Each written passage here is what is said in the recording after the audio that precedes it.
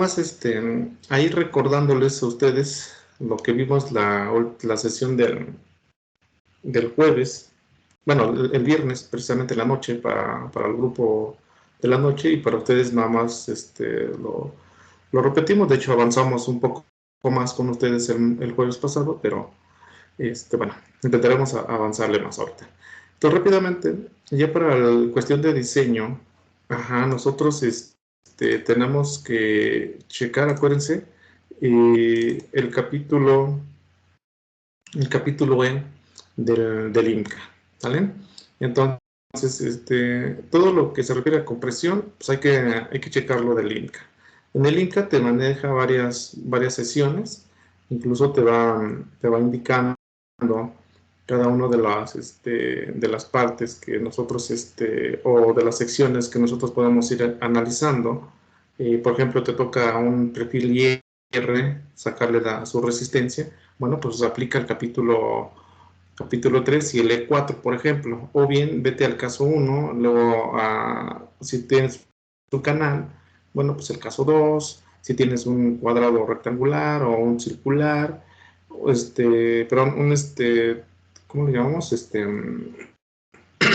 Un tubo cuadrado o un tubo circular, a una T, doble T, esta doble ángulo, le podemos llamar como sección o miembros armados, porque tú necesitas de dos perfiles para formar la columna. Entonces, esos dos perfiles forzosamente nosotros los tenemos que agarrar, porque si no, trabajan de manera independiente. Ángulos, incluso otro tipo de perfil también es muy utilizado para columnas a compresión, y obviamente los redondos pueden ser circulares sólidos o tubulares rectangulares sólidos. Entonces, aquí es donde nosotros tenemos que tomar en cuenta qué es lo que necesitamos. Bien, miren. Si nosotros, por ejemplo, analizamos la tabla E11, ¿sí? Ahí nos está manejando, vean ahí, elementos esbeltos y elementos no esbeltos, o secciones transversales sin elementos esbeltos y con elementos esbeltos. ¿Sale? Entonces, ¿qué quiere decir con eso? Bueno, voy a abrir el INCA para que vayamos de una vez cerrando ese capítulo de quiénes son los elementos esbeltos y quiénes son, o quién tiene y quién no tiene elementos esbeltos. Vamos a abrir la sección, no sé, creo que es, no me acuerdo, mejor le voy bajando. Longitud ABCD es arriba. Acá. De ABC, no, es en la sección B. Hay unas tablas en la sección B, que son la B1, B41, B41A, 1B, y debería ser 1C y 1D. Pero bueno, aquí creo que el INCA anda un poco mal en cuanto a la renumeración o a la numeración de sus tablas. Por ejemplo, la tabla 41A te dice relaciones ancho-espesor de elementos comprimidos. ¿Qué estamos nosotros analizando? Elementos comprimidos. La tabla 41B también es para elementos comprimidos, o simplemente una continuación de la tabla B41A. Luego viene la 41B, dice que es continuación, entonces ahí como que está un poco confuso.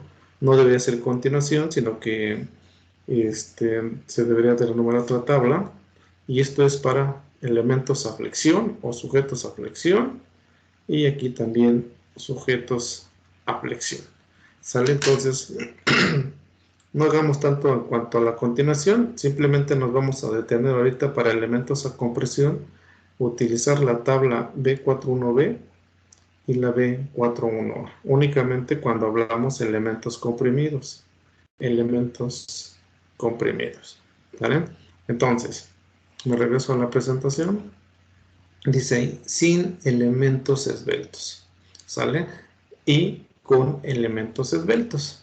Bien, ¿cómo podemos decir que una sección transversal tiene elementos esbeltos o no tiene elementos esbeltos?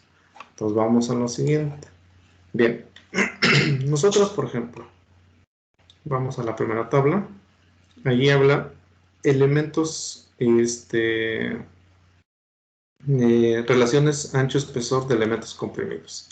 Entonces, para definir o para checar si tiene o no tiene elementos esbeltos, nosotros forzosamente tenemos que hacer una relación ancho-espesor. ¿Sale? Ancho, obviamente, es la parte que está volando del patín. Ajá. Y espesor por su respectivo espesor del patín. ¿Sale? Entonces, así de simple, para todos los elementos. Por ejemplo, acá, pues para este sería el ancho de acá para acá, y su espesor, pues el grosor del patín. O incluso también, este sería su espesor y el ancho sería de acá para acá. Ajá, entonces, así. Bien, voy nuevamente a ir a la LIMCA. Bien. Vamos nosotros, por ejemplo, me dice ahí, ok, tú o quieres analizar un perfil IR, o bueno, un perfil laminado tipo I o IR o W. Entonces aquí te da el ejemplo, ¿sale? Entonces te dice, bueno, ok, chécame, ajá, esta sección. Y vean, la primera tabla, la B41A, dice elementos no atiesados. Y la segunda tabla te habla de elementos atiesados. ¿Sale? Entonces vamos para arriba nuevamente. Me dice que si, y esta relación ancho-espesor siempre le vamos a llamar lambda. A todas. Lambda, lambda, lambda. Y el límite va a ser lambda R. Lambda R igual a 56.56 de entre F y Y, etc. Bien. Entonces, para decir si lambda es mayor, ajá, o igual, no, de hecho mayor, ajá, a lambda R, entonces la sección transversal o el elemento transversal tiene elementos esbeltos. Y si lambda es menor a lambda R, no hay, o la sección transversal no tiene elementos esbeltos. No hay elementos esbeltos. Es decir, se llaman esbeltos dado a que la relación B entre T, ¿sí? B entre T es muy grande. Esto quiere decir que el ancho del patín contra su espesor es una relación grande a tal grado de que rebasa el límite, ¿sale? El límite para poderla clasificar como elemento no esbelto es lambda R. Entonces, si lambda es más grande que lambda R, entonces se dice que el elemento es esbelto. Si lambda es menor a lambda R, entonces se dice que el elemento es un elemento no esbelto. Entonces, y así yo lo puedo mencionar. Imagínense, tienen esta hojita, ¿sí? Esta hojita y imagínense que este es el ancho de acá hasta acá, ¿sale? Y su espesor es ahora sí, el grosor de la hoja. Pues imagínate, pues como que tú vas a decir, bueno, el patín es demasiado delgado, ¿no? Al final de cuentas. Pero ¿qué pasa ahora si tú agarras el celular? Ahí está. Entonces, ¿sabes qué? Mi ancho va de acá a este punto, y el grosor, pues es el grosor de la pantalla o del celular, perdón. Entonces, eso quiere decir que no está tan delgado. Entonces, ahora, cuando son elementos delgados, así le podemos decir, se identifican como elementos esbeltos. Y cuando estos elementos son sujetos a compresión, ¿qué va a pasar? Pues esto, mira, yo voy a aplicar dos cargas hacia acá, una hacia acá, y si yo lo someto a compresión, ¿qué pasa? Esto se llama pandeo local, ¿sale? Entonces, si yo los estiro, pues no va a pasar nada. Pero si yo comprimo, ¿qué va a pasar? Pues hay un pandeo local. Entonces, eso mismo está pasando con las columnas, incluso con las vigas en la zona de compresión. Cuando tú comprimes, entonces el patín superior va a buscar un lugar donde deformarse. Al no tenerlo, entonces se va a deformar en un plano. Este es el plano horizontal, es el plano del perfil. Al no tener ahí la chance para deformarse, entonces la deformación se da fuera del plano. Entonces, por ahí hay que tenerlo presente, ¿vale? Entonces, ahora, ¿qué quiere decir con esto? Bueno, pues con nosotros tenemos que checar la relación ancho-espesor. Bueno, entonces aquí tenemos esa parte. Esto, vean, chequenlo. Es única, exclusivamente, lo están referenciando a los patines. Vean, aquí hay un patín, aquí hay, por ejemplo, una placa, aquí hay un patín, aquí hay otro patín, aquí otro patín, aquí otro patín, y aquí un patín, etcétera. Se referencia únicamente a elementos no atiezados. Los elementos no atiezados se refieren a aquellos en los cuales al menos, ¿sí? Por ejemplo en este, hay un espacio libre. Aquí, por ejemplo, el de la derecha es un elemento y el de la izquierda es otro elemento. Entonces ese patín o ese medio patín tiene al menos un extremo libre. Acá este tiene al menos un extremo libre. Este también, este también. Por ejemplo, acá hay un atiesador que le está metiendo a la mitad del alma. También esta parte está libre. Acá el canal, esta parte está libre. Acá está libre. Y así se la vamos llevando todos. Por ejemplo, aquí este perfil armado con 3 placas. Está libre, está libre, está libre. Entonces, a eso se refiere un elemento no atizado. Aquel elemento en la cual al menos un extremo, tenga o no esté libre completamente. ¿Sale? Y en el otro extremo, por ejemplo, acá, pues no está libre. ¿Por qué? Porque está conectado aquí al alma e incluso al propio patín en la parte izquierda. Entonces, si son esos casos, por ejemplo, aquí este canal, el alma, el alma no está libre. ¿Por qué? Porque aquí su extremo está conectado al patín y aquí en el extremo está conectado al otro patín.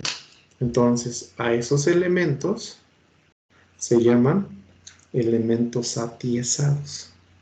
Es decir, son aquellos elementos que en ambos extremos están conectados a otros elementos. Aquí. Entonces, si en pocas palabras tú puedes irte referenciando más a las almas. El alma. Aquí, pues aquí no hay ni alma ni nada, pero al final de cuentas es este horizontal, incluso también puede ser esta parte. Hay que checarlo, ¿no?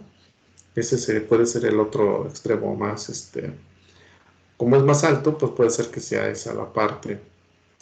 Bueno, pues y aquí está, ¿no? Aquí en un lado el ancho y aquí el peralte, ¿sale? Entonces, a todos estos elementos se llaman elementos atiesados, ¿sale?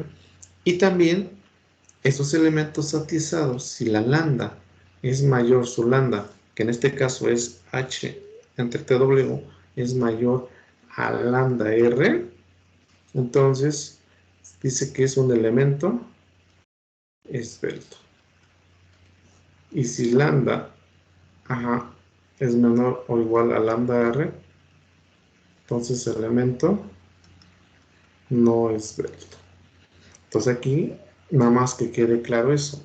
Una cosa son elementos esbeltos o no esbeltos y la otra es que son elementos atizados o no atizados. A ver, chicos, pregunto, ¿está claro esta parte?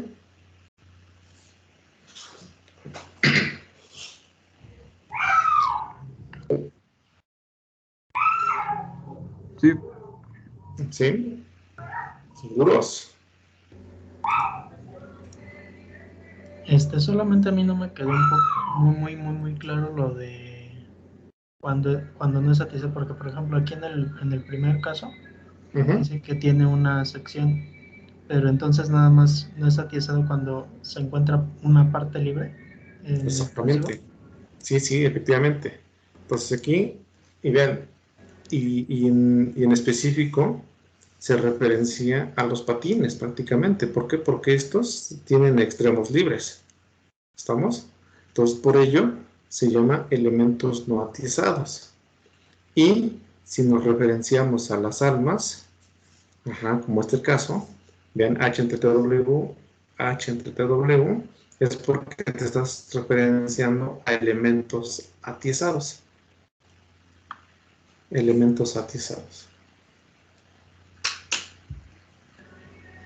Ok. ¿Sí o no? Sí, sí. Ok, igual manera, estos elementos pueden ser esbeltos, es decir, que el alma, aunque esté aquí agarrado acá abajo y acá arriba, cuando venga una compresión también puede llegarse a pandear localmente. Sin embargo, estos elementos se clasifican como elementos atizados. ¿Por qué? Porque acá abajo y acá arriba está unido con otro elemento, que ¿quién es? Pues que el patín. ¿Sale? Entonces ahí, por favor. Entonces, dicho esto, espero que quede claro. ¿Por qué? Porque de ahí tú vas a pasar a esta hoja, precisamente. Si tú dices, bueno, me toca diseñar un perfil o un perfil de compresión cuya sección transversal no tiene elementos esbeltos. Entonces, vean, yo tengo que aplicar los capítulos E3 para este tipo de sección y el E4. Para este tipo de secciones, también el E3 y el E4. Así, por ejemplo, para los dos primeros casos. Estos serían los capítulos E3 y E4. ¿Qué me dice el E3 y el 4? Pandeo por flexión en miembros sin elementos esbeltos. Aquí incluso te lo está ratificando. Aquí también, sin elementos esbeltos. Entonces ya te das cuenta, pues sí, ¿sale? Entonces nos vamos a esos dos. Ahora, acá te maneja los estados límites. ¿Qué estados límites vas a checar? La PF y la PT. PF y PT. Veamos acá abajo qué significa PF y PT. PF, pandeo por flexión, y PT, pandeo por torsión. Aquí está, pandeo por torsión. Estos dos. ¿Sale? Ahora, vamos al caso de un elemento esbelto, con elementos esbeltos. Y bien, prácticamente te mandan todos al capítulo E7. ¿Sí se dan cuenta? E7, E7, E7. Aquí también E6 y E5. Vamos a ver qué dice el E7. Me dice miembros con elementos esbeltos. ¿Sale? El E5 y el E6 porque estás hablando de ángulos y miembros armados. Entonces, el E5 porque son ángulos y miembros armados. Entonces, ahí estará. Entonces, ¿qué estados límites vas a checar? Bueno, pues el pandeo local, PPL, pandeo por flexión y pandeo por flexotorsión. Vamos a tener que verificar todos estos estados límites y el que resulte que te dé, aquel que te dé menos resistencia, esa es la resistencia del elemento o del miembro a compresión. Entonces, vea, solamente tienes que checar estos estados límites para este tipo de sección, siempre y cuando tengas elementos esbeltos, ¿sale?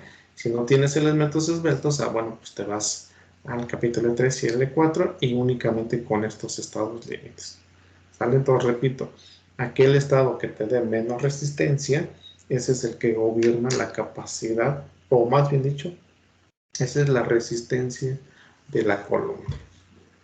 No sé si está claro por ahí.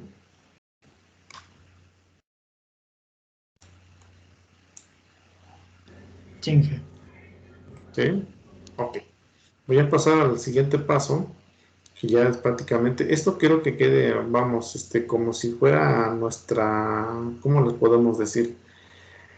Ah, nuestra receta prácticamente, ¿sale? Ah, mira, tengo este perfil.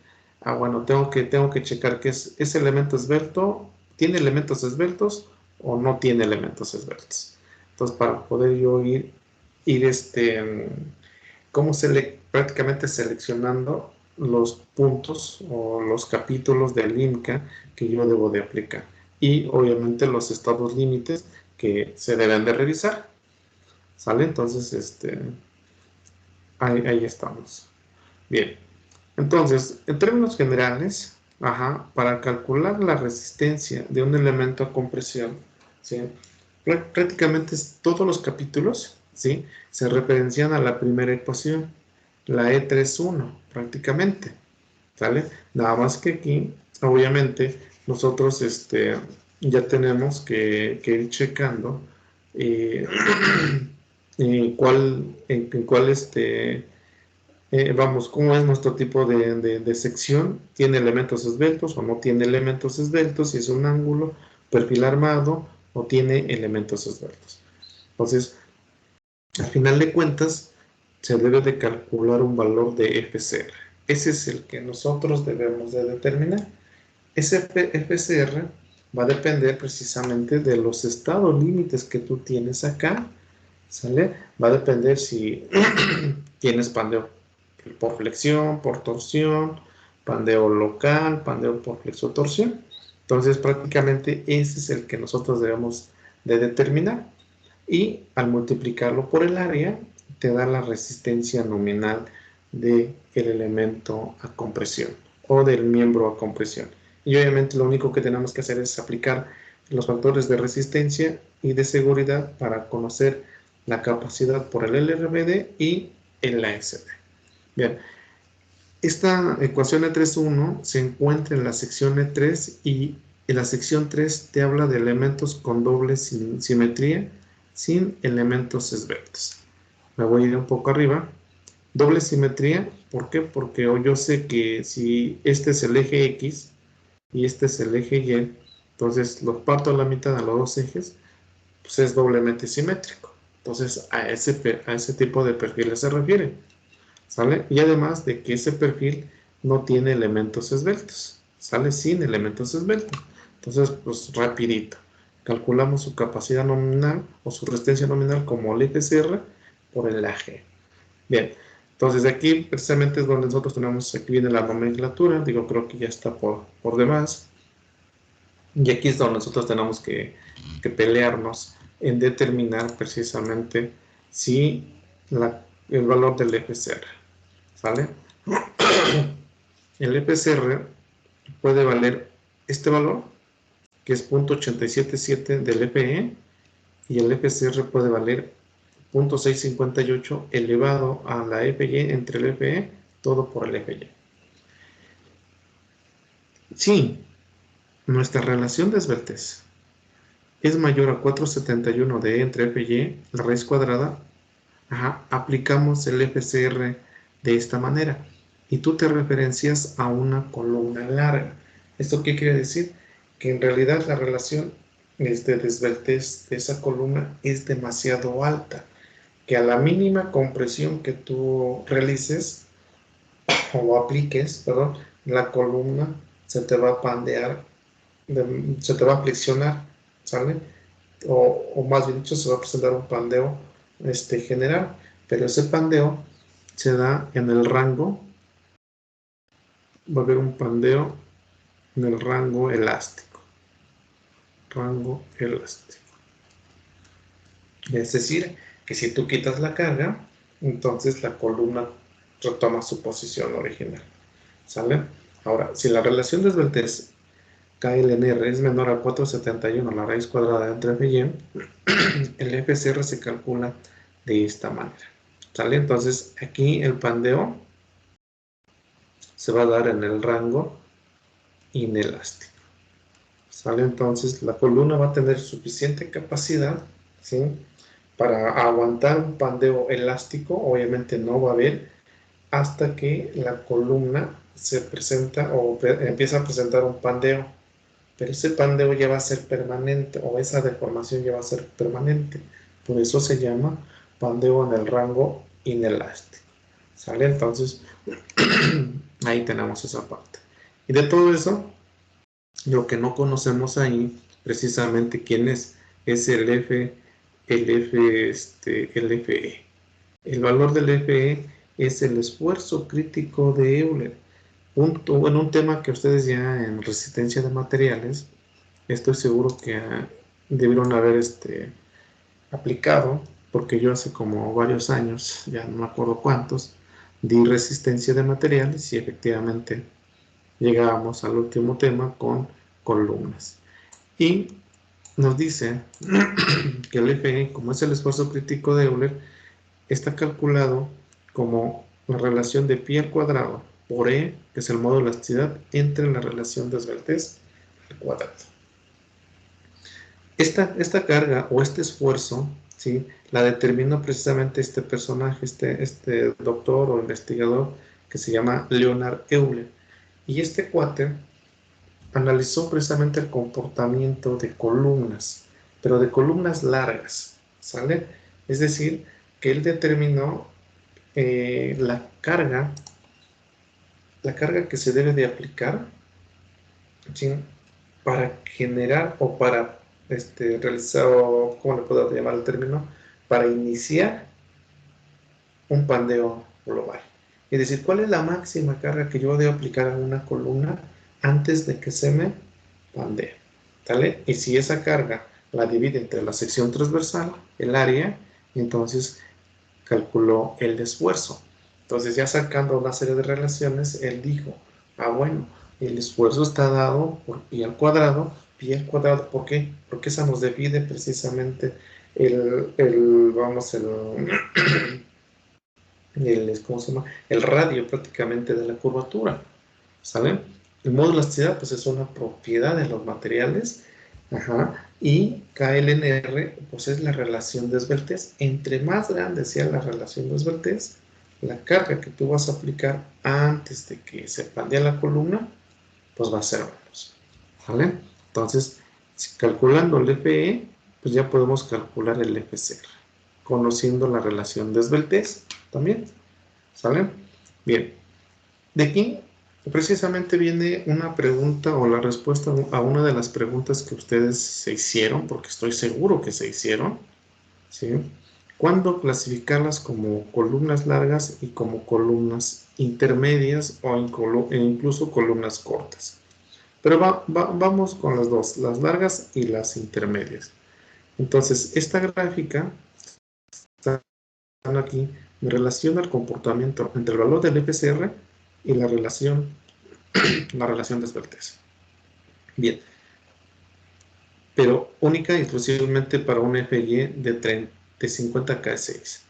Si la relación de esbeltez KLNR, ¿sí?, está en este rango que aproximadamente son 113, ¿sí?, si la relación de esbeltez es mayor a 113, entonces, perdón, menor a 113, entonces el pandeo se va a dar en el rango inelástico. Entonces aquí tú puedes decir que es una columna intermedia.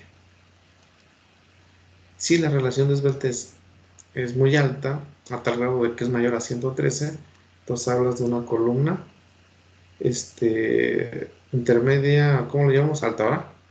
Una columna alta, ¿sale? Entonces, aquí es donde tú precisamente te das cuenta, bueno, sale. Ahora bien, entonces aquí, a partir de este punto hacia la izquierda, la capacidad de la columna o la resistencia de la columna identificada como FCR la calculamos con esta relación, 0.658 elevado al FY entre el FE, todo multiplicado por el esfuerzo de fluencia. Y si es una columna larga, alta o larga, mejor creo que el término es larga, ¿sí?, entonces la resistencia de la columna se calcula como un porcentaje, 0.877 del esfuerzo crítico de Euler. Vean, como máximo para todas las columnas, como este es para columnas largas, Entonces, la resistencia siempre está por debajo de la capacidad de quién o del esfuerzo de Euler. ¿Sale? Entonces, por ahí tenemos. Ahora, si nosotros hiciéramos para un 36K6, pues la gráfica tendría que tener un comportamiento similar, nada más que aquí la relación KL entre R creo que sube hasta 134. Entonces, si la KL en R es menor a 134, entonces tenemos columnas intermedias, y si es mayor a 134, tenemos columnas largas. ¿Sale? Entonces, por ahí tenemos esa pequeña clasificación. Bien, y ya nada más para cerrar acá y hacemos un ejemplo, a ver si nos da tiempo, espero que sí. Y luego continuamos con la tarea, con la teoría, perdón, con la tarea. Este cuate llamado Leonard Euler, precisamente en estos años, ya tiene más de 200 años, ¿sí? Él estudió, fue el primero en estudiar el comportamiento de las columnas, principalmente largas. Y él dijo que el comportamiento de las columnas largas, o de su modelo que utilizó, depende de la rigidez a la flexión de la columna. Depende del tipo de apoyo que ellos tienen. En este caso, él dijo, sabes que yo voy a estudiar únicamente columnas largas, pero con apoyos articulados. Es decir, en la cual el pandeo se mide desde el extremo de la columna, desde el extremo superior hasta el extremo inferior. Entonces, eso fue lo que estudió este cuate. Posteriormente vinieron estos tres personajes, Engesser, Consideré y von Karman en el siglo pasado, en el siglo XX. Perdón, ¿qué siglo XX? Sí, ¿verdad? Ellos estudiaron pandeo de columnas intermedias, o sea que ya no es la relación de Sveltes tan grande. Y obviamente en complemento con lo que ya traían, o lo que ya traía este cuate, Euler. Entonces, ¿cuál fue, o en qué se basó el modelo que utilizó Euler? Bueno, dijo, voy a utilizar una columna que tenga el mismo material, de modo tal que el modo de elasticidad, tanto en tensión como compresión, sea igual, de extremo a extremo. Obviamente, para ello el material debe ser isótropo o homogéneo. Incluso, dijo, su comportamiento va a ser meramente elástico, ¿sale? Y va a ser prácticamente la relación esfuerzo-deformación lineal. Dice, el miembro debe ser totalmente recto y la carga debe ser concéntrica, es decir, aplicada a los ejes centroidales. Apoyos son articulaciones perfectas, acá, permitiendo que esos extremos tengan una rotación. No hay fricción y obviamente la deformación por el acortamiento se va a permitir, ¿sale? No va a haber torcimiento, no alabeo ni pandeo local. No hay esfuerzos residuales y las deformaciones que tenemos deltas, ¿sí?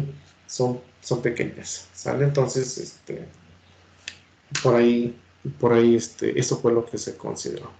Entonces, después de hacer sus modelos, él dijo, bueno, mira, la máxima carga que yo debo de aplicar, ¿sí?, a una columna se va a definir como PE o PSR, carga crítica. El FE, acuérdense, el FE es el esfuerzo crítico, ¿sale? Aquí PE es la carga crítica. ¿Estamos? Entonces dice, bueno, la máxima carga que yo tengo que aplicar a esta columna, si es que el pandeo se me da de esta manera, eso quiere decir que únicamente tengo restricción en el punto superior y en el punto inferior. ¿Para qué? Pues para que el pandeo se me dé de extremo a extremo. Entonces, si este es el caso, el valor del pandeo, el valor de la carga, es pi al cuadrado por EI, que es la rigidez a la flexión, entre la longitud al cuadrado. Si yo tengo la columna acá y le coloco unos soportes laterales a la mitad, por ejemplo, al claro entre dos, entonces el pandeo se te va a dar de esta manera, ¿sale? Entonces tú necesitas ahí, para lograr el pandeo, necesitas aplicar 4 veces la carga crítica inicial. Ahora, si yo divido en 3 partes iguales, entonces vean el pandeo cómo se va a presentar en tres variaciones. Entonces ahí yo necesito 9 cargas críticas.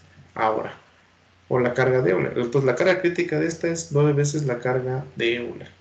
Para esta son 4 veces la carga de Euler. Y para esta pues una vez. Entonces, de todo esto, él dijo, la carga crítica no es más que NAO al cuadrado. Ya va a depender de cuántos soportes laterales tengas. Tú tienes un soporte acá, pero en cuántos tramos yo voy a dividir ahí la viga con soportes. 1, 2, entonces 2 por 2 serían 4. Aquí cuántos tramos se van a dividir, pues en 3, 1, 2, 3. 3 al cuadrado serían 9 veces la carga de Euler. ¿Sale? Entonces, así de esa manera determinó y concluyó que la carga de Euler es directamente proporcional. Esta lambda es directamente proporcional a la rigidez, a la flexión. Por lo tanto, el pandeo va a estar controlado por el momento de inercia menor. Es decir, que si yo tengo una columna así, únicamente con restricciones tanto arriba y abajo, entonces el pandeo se me va a presentar alrededor del eje donde tengo el menor momento de inercia. La carga crítica de Euler es inversamente proporcional, o si quieres llamarlo así, directamente proporcional a la inversa de la longitud al cuadrado. ¿Sale? Es decir, entre más larga sea la columna, pues es más rápido que tú logres pandearla. ¿Sale? Entonces, así de simple. La carga de crítica de Euler es independiente del esfuerzo de fluencia. ¿Sale? El esfuerzo de fluencia del material naranjas únicamente toma en cuenta la rigidez de la columna, que es EI, y la longitud. ¿Sale? Entonces, de esa manera determinó este cuate la resistencia y dijo, bueno, si a esa carga crítica, pi al cuadrado, EI, la divido entre el área en ambos lados, entonces aquí está el área, voy a borrar el primer círculo, en ambos la carga crítica la divido entre el área y la parte derecha también entre el área, yo puedo decir, bueno, esta parte que yo voy a enumerar I entre A, puedo sacar aquí una relación directamente, en la cual yo digo que el radio de giro es la inercia entre el área, pero la raíz cuadrada, ¿sale? Entonces, cuando hacemos eso y sustituimos ese radio de giro al cuadrado, entonces calculamos la carga crítica. P entre A es igual a pi por E entre L entre R al cuadrado, mismo que se llama esfuerzo crítico de Euler. Entonces aquí ya empezamos a concluir prácticamente en cómo calcula el esfuerzo crítico de Euler, y ya para tomar en cuenta los tipos de apoyo que tú tengas acá, entonces en vez de utilizar KLNR, o más bien dicho esa KLNR, la modificas por un valor de K, pero ese valor de L entre R la modificas por un valor de K. Ese valor de K no es más que un factor de longitud efectiva al pandeo. Entonces, y va a depender del tipo de apoyo. ¿Sale? Entonces, tenemos que, y ya de esa manera ya involucramos precisamente todas las columnas. ¿Sale? Entonces, por ahí tenemos esa situación.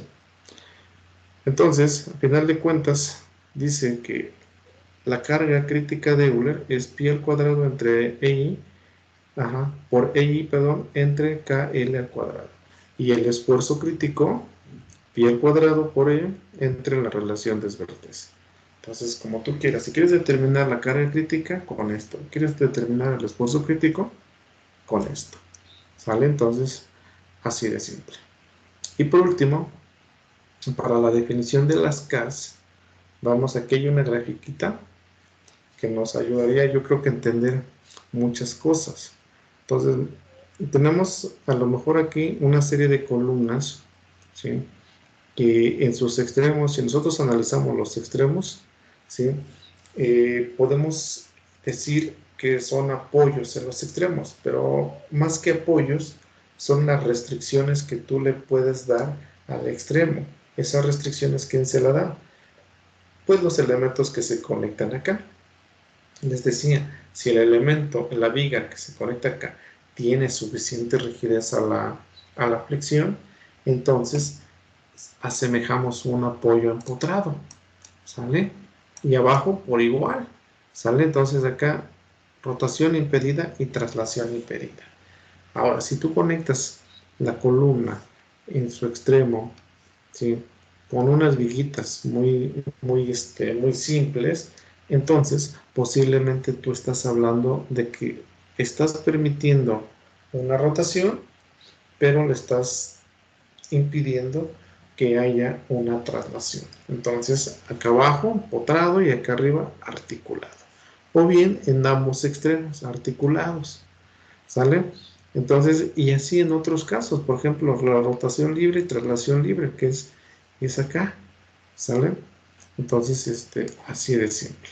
Ahora, te dice ahí que utilices de manera teórica estos valores, K igual a 0.5 para este caso, 0.7 para el caso B, caso C1, caso D1, E y F2. Pero para diseño, que son los que nosotros vamos a utilizar, 0.65, 0.80, 1.2, 1.21 y 2. ¿Sale? Entonces, eso es únicamente cuando tú tienes una columna aislada. Ya veremos cuando más adelante, cuando tengamos una serie de columnas, que nosotros debemos de determinar el valor de la K.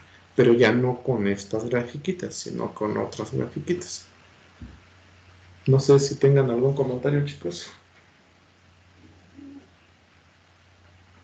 Y yo sí, bueno, estoy buscando una foto que tengo para ver si me pudiera aclarar, porque sí me confundo mucho yo en las restricciones que se le dan. Ok.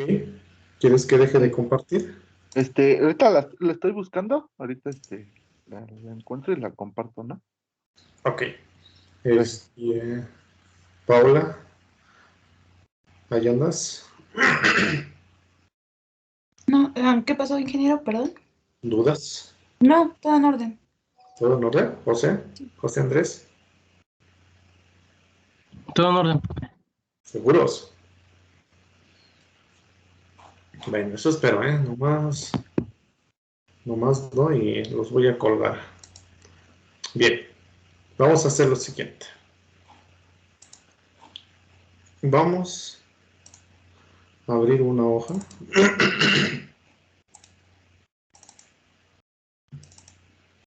De... ¿dónde estamos? Creo que es acá. Ejemplo 1, columnas. Esta no es. Esta la voy a borrar y le voy a decir archivo, guardar como, examinar, pero ejemplo 1, columna.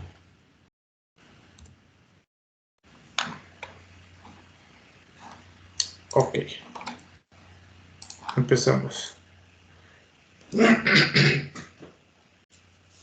Quiero que me chequen. Bueno, no, más bien vamos a hacer la análisis acá. ¿Dónde está? Determine, ejemplo 1. Determine, y si quieren nada más la carga nominal, ya luego lo dividen, de la siguiente columna. Luego lo dividimos entre los factores de resistencia y seguridad. ¿Sale? Bueno, mi columna está así.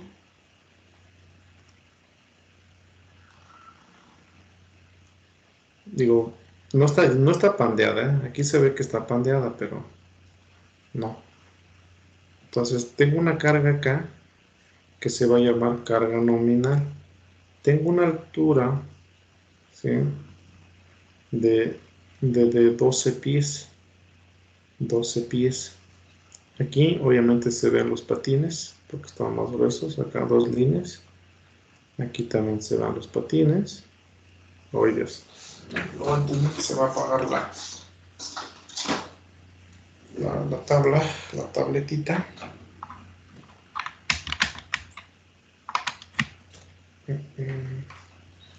Antes de que se apague la tabletita.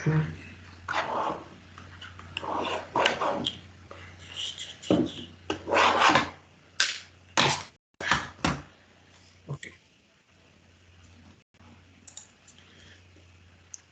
Aquí tengo la otra. Ahora que vale anda. Ahí anda.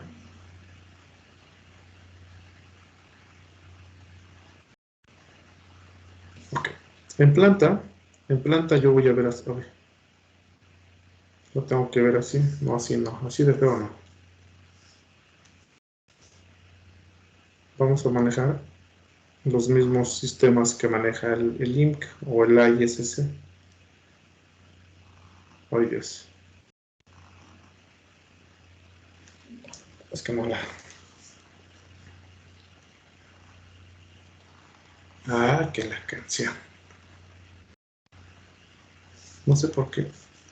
Luego sí ando un poco menos nervioso que ahora. Digo, por favor, apóyenme ahí haciendo la figura más, más bonita, no como esa. Toda pandeada por todos lados, ¿no? Entonces esta va a ser X. Y esta, Dios. Esta va a ser Y. ¿Sale? Esta es la sección transversal. Entonces, la columna se trata de un perfil W de 12 por... Déjenme sacar un... que son 35.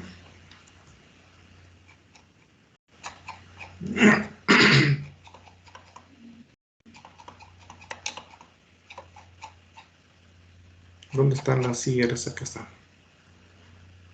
De 10. De 12 por 35. ¿Sale? 12 por 35. 12 por 35 en acero A922. ¿Sale? Creo que ya tenemos todo, excepto el tipo de apoyo. Acá arriba tenemos una articulación y aquí arriba también una articulación. Determine PN de la siguiente columna biarticulada.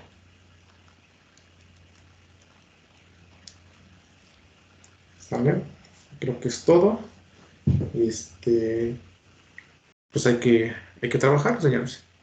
¿Sale? Entonces yo necesito, pues a lo mejor algunos datos que yo creo que sí valdría la pena ir tomando del manual. Algunos datos del perfil, por ejemplo. Yo necesitaría primero el área total. Necesitaría el radio de giro en X y el radio de giro en Y.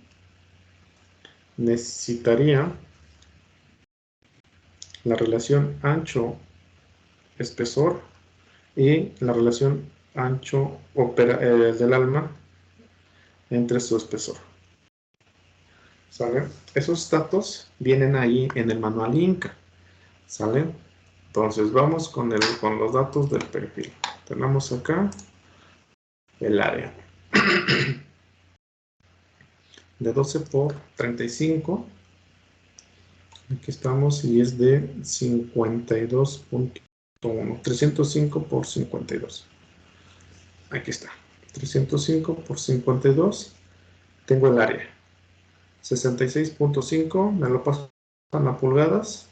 El ancho, que sería este. Vean.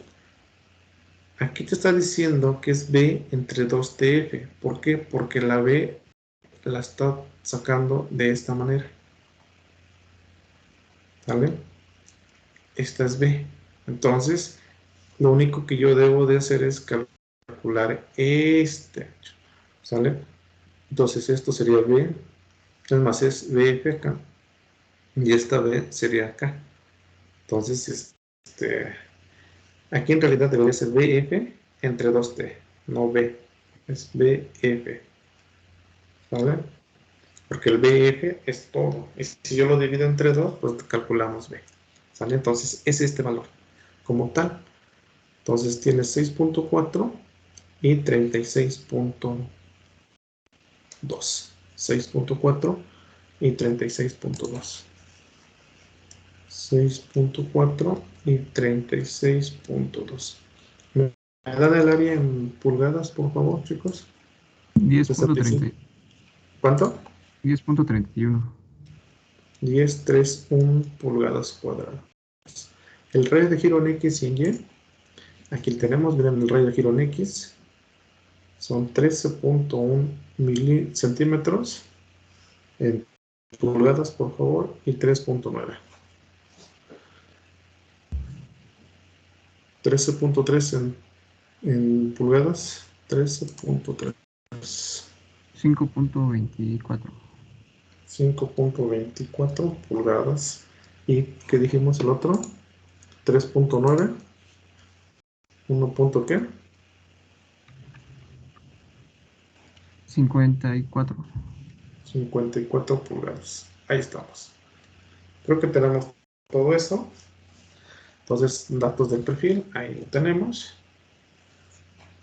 El segundo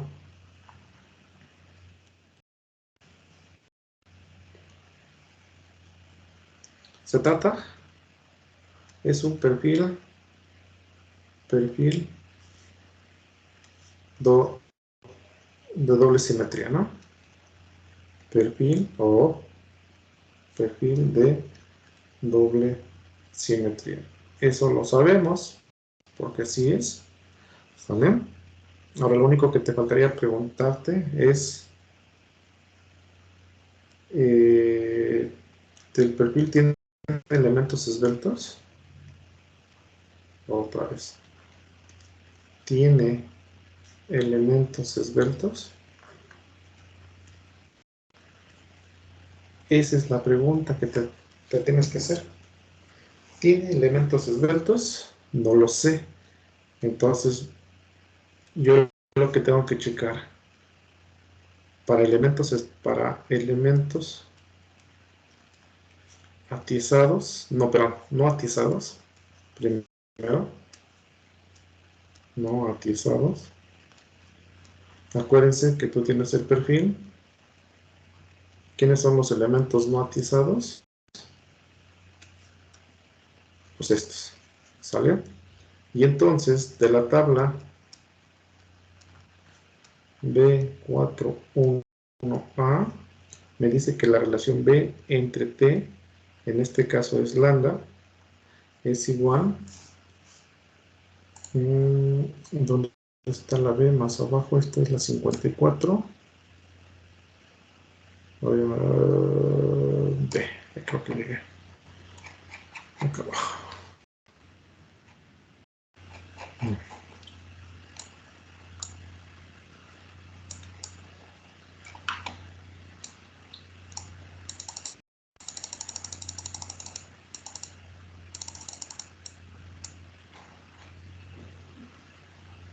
Ahí estamos. B41A y la relación lambda entre BT, ajá, es tanto, ya lo tenemos, dijimos que era de 6.4, igual a 6.4. Y lambda R es igual a 0.56 de E entre F y Y. 0.56 entre F y Y. Acuérdense que es 0.56 de la raíz cuadrada de 29.000 entre 50. ¿Y cuánto vale la lambda R, chicos?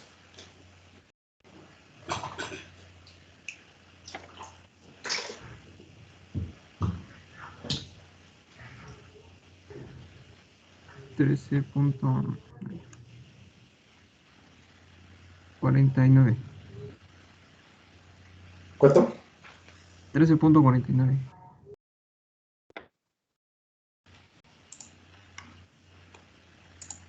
13 punto, ¿qué, chicos? 49. 49. 13.49. Por lo tanto, lambda es menor a lambda R, entonces no hay elementos esbeltos. ¿Ok? Vamos para elementos atizados. Elementos atizados. Elementos atizados. Entonces, nuevamente, la lambda es igual a H entre TW. Esto ya lo tienes. 1.49. Sí, 36.2 y la lambda R, ¿verdad? No, la lambda W es 1.49 de la E entre PY. Y aquí son como 90, si no mal recuerdo.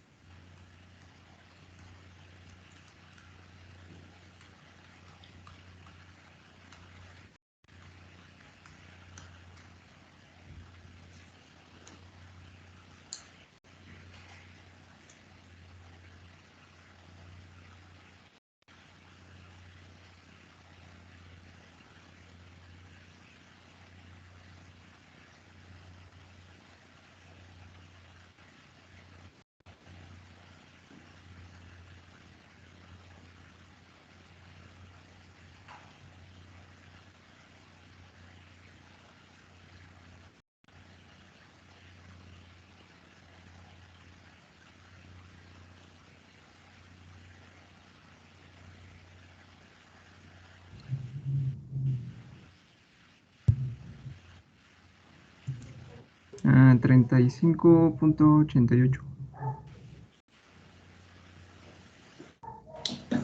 35. Sí, ¿Punto? 88. ¿En serio? ¿No es más? A ver, chequenlo bien. Es 29.000 entre 50. A ver, o a lo mejor yo me estoy confundiendo, ¿verdad? Sí, cierto. Está bien, es 35. El otro es... A ver, nomás déjame salir de una duda. 49. 1. Sí, el otro es 5.7, entonces aquí son 90. Ok, eso no hay tanto problema. Ok. Oh. Entonces no hay elementos esbeltos. ¿Vale? Entonces ya con eso, tanto en elementos no atizados y elementos atizados, no tengo elementos esbeltos. ¿Vale? Entonces, eso es lo que tenemos que hacer. Bueno, una vez eso, ahora sí, determinación de la resistencia.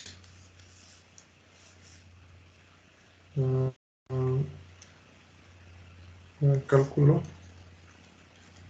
de P. ¿Vale? Entonces, ahora sí. Entonces, pero antes de calcular la PN, yo necesito calcular la carga crítica. La carga crítica de Euler. La carga crítica de Euler me dice que es pi al cuadrado por E entre KLNR al cuadrado.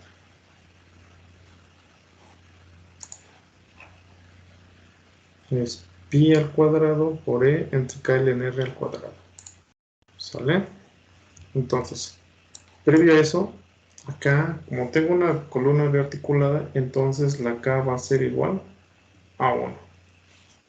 ¿Sale? Entonces, para que no haya ningún problema, pues vamos a hacer esto. Vamos a calcular la carga crítica de en X, ¿cuánto vale? Y la carga crítica en Y. Entonces, pues ya sabemos que es pi al cuadrado por E, bueno, por 29.000.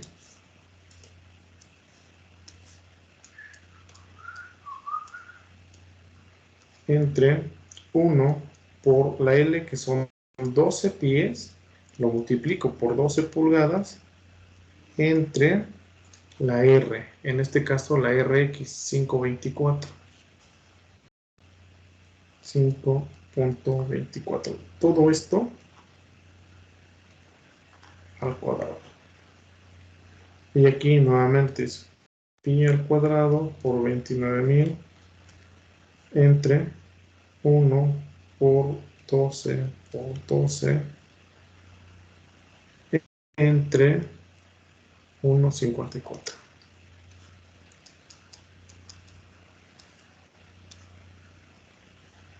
Nomás lo podemos hacer con los dos, con las dos direcciones, para ver qué onda con estos. ¿Cuánto vale cada uno? 378.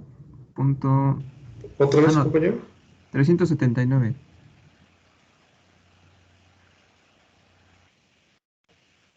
¿Me repites nuevamente, compañero? 379. Uy, se fue. Ok, 379. Y son cada 6. ¿Y acá?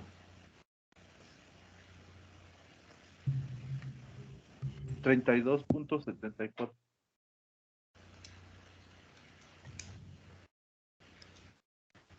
¿Es correcto eso? Sí. El de arriba también, 379, se me hace mucho. Pero bueno, si es así, pues así es, ¿no?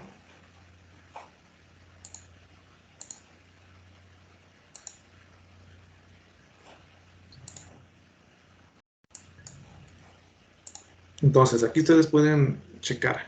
Para lograr el pandeo alrededor del eje X, alrededor del eje fuerte, yo necesito generar un esfuerzo de 379 kSI para lograr el pandeo. Y para lograr el pandeo alrededor del eje Y, yo necesito generar un esfuerzo de 32.74. O sea, para acá. Y es obvio, ¿por qué? Porque siempre se va a dar el pandeo alrededor del menor radio de giro. Y es prácticamente 1 a 5, si se dan cuenta. ¿Vale? Bueno, ya por último, porque tengo que regresar a chambear, ¿sí? Por favor, tenemos ahí, y ahora vamos a calcular la relación de esbeltez. Y aquí nuevamente nos vamos a dar cuenta. KL en R en X, ¿cuánto vale? Y KL en R en Y. Nuevamente es 1 por 12 por 12 entre 5.24, que es 1 por 12 por 12 entre 1.54. ¿Cuánto vale 1 y cuánto vale 2?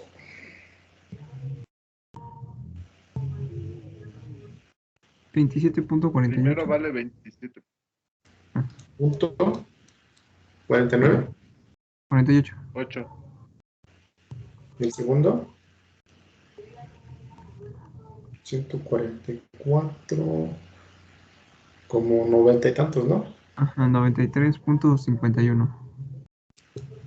Entonces vean, aquí con esto ustedes se pueden dar cuenta, el que presente mayor relación de esbeltez es por ahí, alrededor de ese eje, es por donde se va a pandear nuestra columna.